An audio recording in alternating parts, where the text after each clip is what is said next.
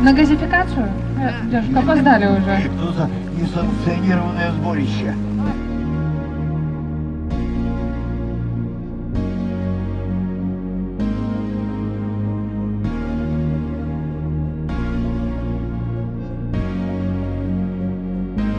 Вы готовы творить добро? Ух, змерзли, як цуцики. Доча, как длины? Пойду. Всем привет! Мы в Березинском заповеднике. Сегодня у меня экскурсия. Масленица. Обещали блинами накормить. И мы погуляем, в принципе, по Березинскому заповеднику. Кому интересно, экскурсия начнется с музея природы. Погода не очень повезло. Март месяц, но у нас дожди. Хотя должны были еще катания на санях быть. Ну, какие нафиг сани. Кстати, это единственное место, где сохранился снег. Его по Беларуси уже, в принципе, нигде нет. Ну, давайте зайдем для начала в музей. Бегленько пробежимся, посмотрим, что тут показывают.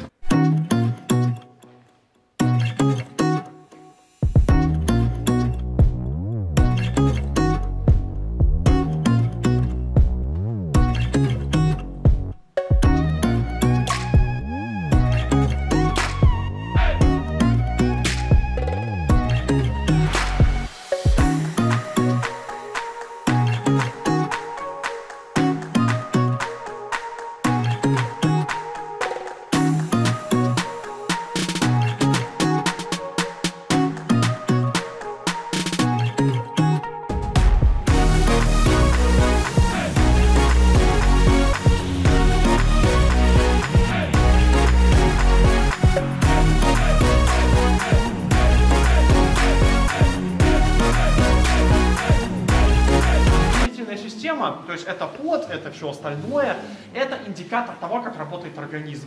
То есть это показывает, здоров ли ты. Если ты здоров, то дети тоже будут здоровы. Поэтому если хорек воняет, это жених. Видите? И так работает у зверей.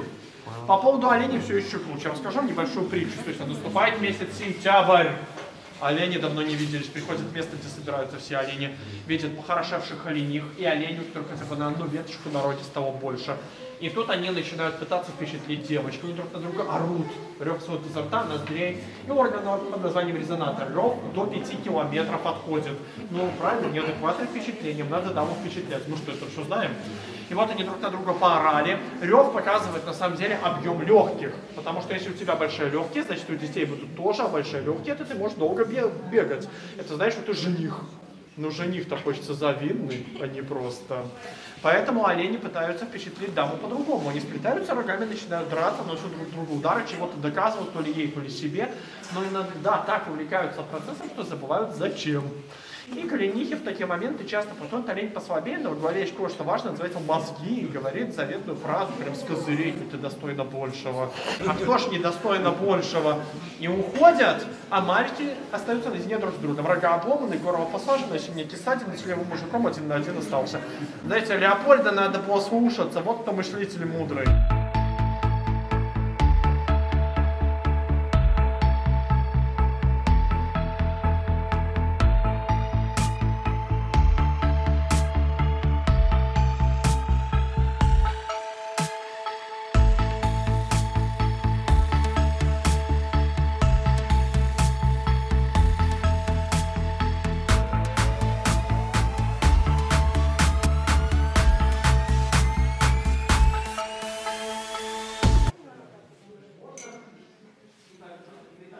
Зубр. Символ Беларуси, красивейшее животное.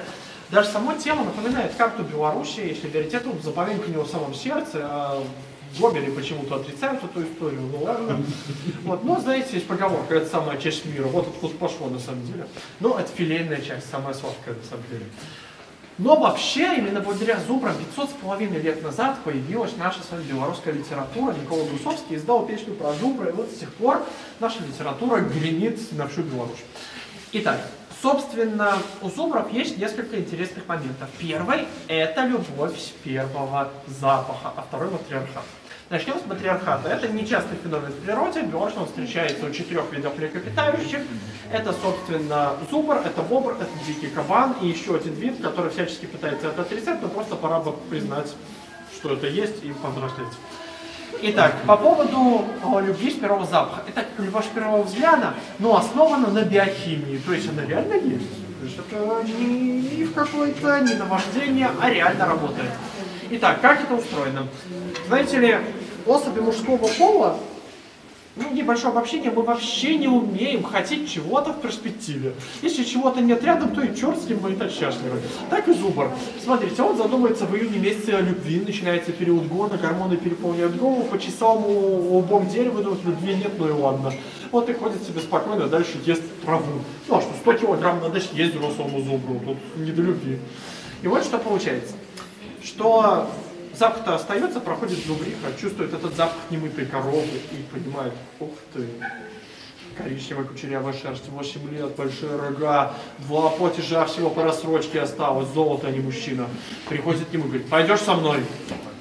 А он знает фразу, которую должны знать все мужчины, мальчики, нужно подчеркнуть, чтобы быть счастливыми, это а что ж не спорить, просто соглашайся, не дури голову. Поверьте, я счастлив в браке уже 3 года, я знаю, о чем говорю. Вот, поэтому зубр это идеальный пример человеческого счастья.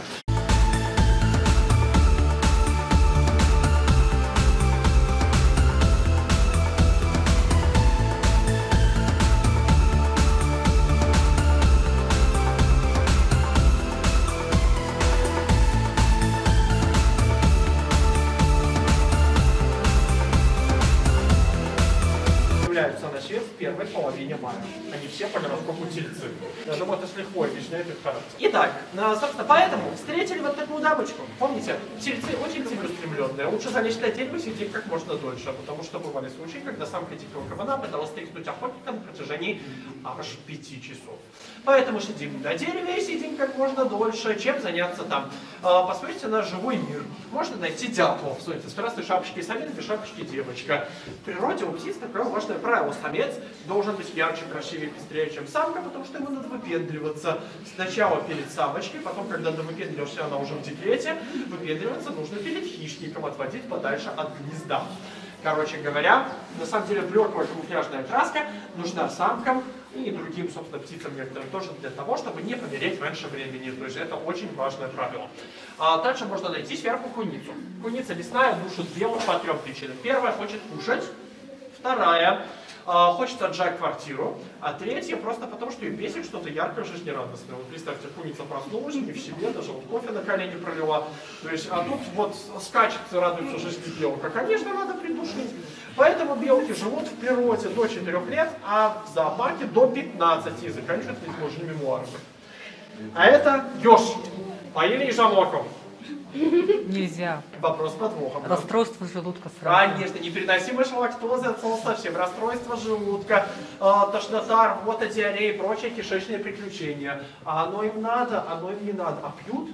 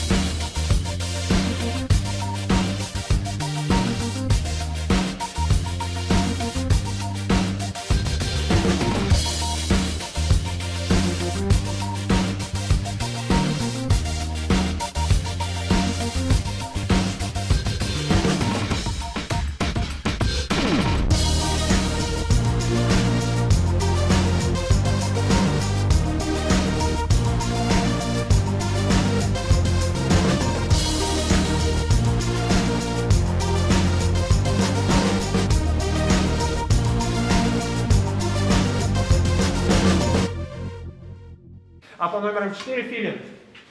Филин это самая сильная белорусская сова. Он настолько могуч, что в своих могучих когтистых лапоньках может утащить зайца. Заяц, в принципе, рознь, но 4-6 килограмм бывают. А он легко утащит, потому что его хватка когтей крепче, чем у человека в 40 раз. 17 марта, последний день Масленицы, прощенное воскресенье. Ну вот, под зонтиками мы так гуляем по Березинскому заповеднику. Так что нам немножко с погодой не повезло. Честно говоря, я думал, что здесь будет как-то более по-сельскому, скажем так. Ну, вон здания такие каменные, городские. Это называется центральная усадьба Березинского заповедника. Ну, на усадьбу она не очень похожа, но что есть, то есть. А по какому поводу собрались? На газификацию? Девушка, опоздали уже. Опоздали. Что за несанкционированное сборище? Хотели масленицу. Что? Куда? Масло хотели. Вот, похоже, это чучело сегодня будет гореть. Что-нибудь, пожалуйста. Ну, на то и вышло. Сделай. Не кулит. Людям надо жить. Дубоберезит. Это что ты тут собираешься с ним делать? Гомеопатка проклятая. Ты клятв Гиппократу не давала. Я в лесном училась. Из клятвы у нас было слово пацана. Только 3 оборота вокруг себя, только 3. А потом в течение минуты, кто нанесет больше ударов мешком по сопернику, даем немножко-то вы убьете друг друга. Кто ты победил? Приготовились, внимание! 3 оборота вокруг себя начали. 1, 2, 3. Поехали, бьем! Артур, не туда! В другую сторону. Ой, дедуля. Вот это. Еще, активнее. Вот это пойдет. Вот это разошли. 10 секунд. 5. Хватит. Вот эти аплодисменты ваш адрес. Видите, все прогрессивное человечество вам аплодирует. Вот. я тебя упал? И в аэропорт. У меня самолет до Веллингтона. Поеду пингвинов катать. Все, оставайтесь здесь с Масленицей, с весной, а? Ребята, давайте всё, попрощаемся пока-пока. с нашей зимой. Гори ясно, чтобы не погасло. Гори в этом символе, что зло весь негатив приедет на жизнь. И наступи добро, да? Только мы. Нет, ты что? Он Кришна говорит зло, да? Вы готовы творить добро? Так вот, давайте творить его. Давайте верить в весну. Как надежду.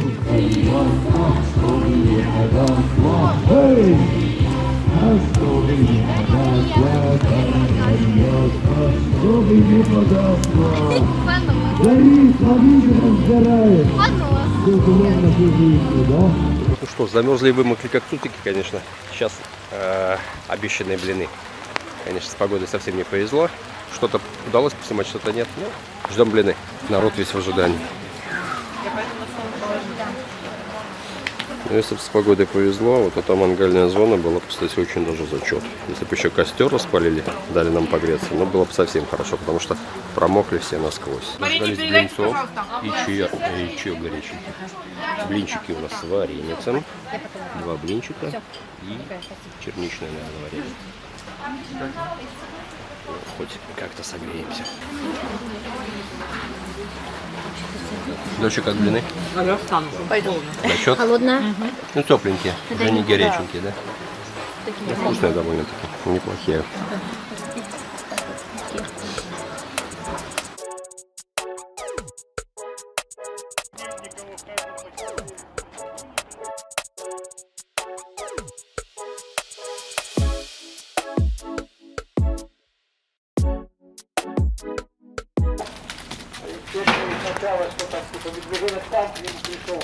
Пришли мы еще в зоопарк местный. Погода нам не очень, но медведь ведет себя прикольно.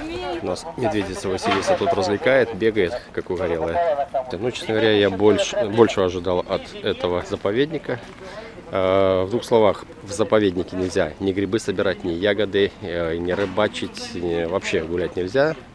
экскурсия только с экскурсоводом. По-моему, 10 рублей сказали. Экскурсия без экскурсовода — это штраф сколько-то там базовых величин. Видите, на арене только семечки небольшие такие. И в-третьих, равномордники не одеваются, потому что медведь умнее, сложнее в поведении и непредсказуемее намного. То есть его просчитать невозможно. В медведях нет мимических мышц. Вы поняли, как он к вам относится? Вот это вот. Ну, честно говоря, зоопарк такой себе. Пару медведей, там штук 5 клеток. Ну вон там что-то дальше продолжается. Короче, не знаю. Видал зоопарки и поинтереснее. Но этот зоопарк именно при заповеднике. И все звери здесь из заповедника, которые каким-то образом сюда попали.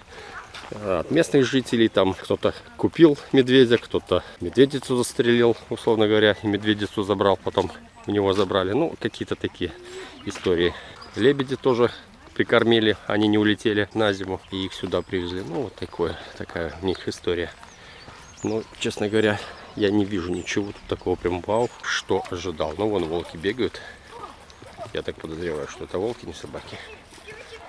Ну вот, так они носятся здесь. Похоже, зоопарк все-таки не маленький, он прям как мини-городок такой. Благо лес большой, могут себе позволить по территории тут немножко разгуляться. Ну вот, давайте лося поблизости посмотрим, который живой, красивый, большой. Вон, смотрите, какие на цирлах стоит.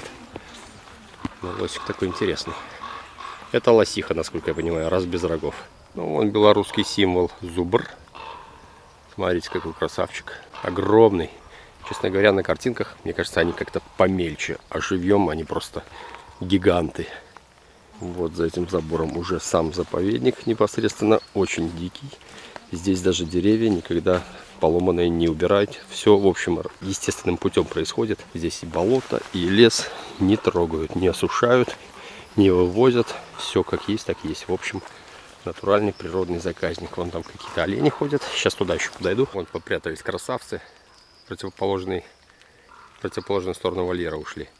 В общем, их тут особо и не видно. Они стоят толпой, далеко и не видно. Ну, не знаю. По мне такая экскурсия, особенно в такую погоду, так себе. Была погодка, в принципе, можно было побродить, а так что-то как-то не очень. Медведей с каждым годом все больше и больше. Он красавчик лежит. Сейчас попробую приблизить кабан. Они не приученные подходить. Да, они... Уж не те ли это сани, на которых нас должны были покатать. Дочка купила корм, очень хотела покормить животных, но вон ей это удалось.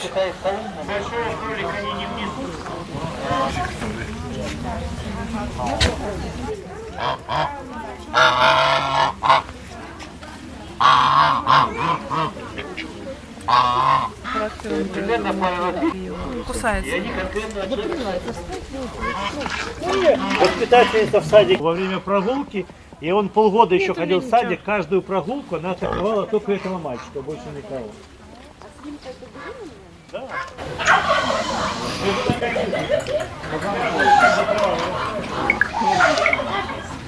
Может, он такой брачный танец так не устраивает. Ну что, мечты сбываются. Диана хотела покормить животных, а животные хотели пожрать. Вот. Сошлись. Мечты должны сбываться. Это пони, который, говорят, кусается сильно. Аккуратно. И поросеночек. 2 кассира, ветеринарный врач, 3 работника по уходу за животными и 3 сторожа. В общем, сюда, в принципе, можно приехать, если с погодой, конечно, повезет. Так, в принципе, прогуляться было бы неплохо. Но когда дождь, то как-то уже ничего не хочется. Даже экскурсовод сказал, быстренько пробегаемся и едем уже назад в Минск. Хотя программа должна быть более обширная. Ну, как-то так. Так что нам не очень повезло, но в любом случае развеялись. К тому же путевка мне досталась бесплатно.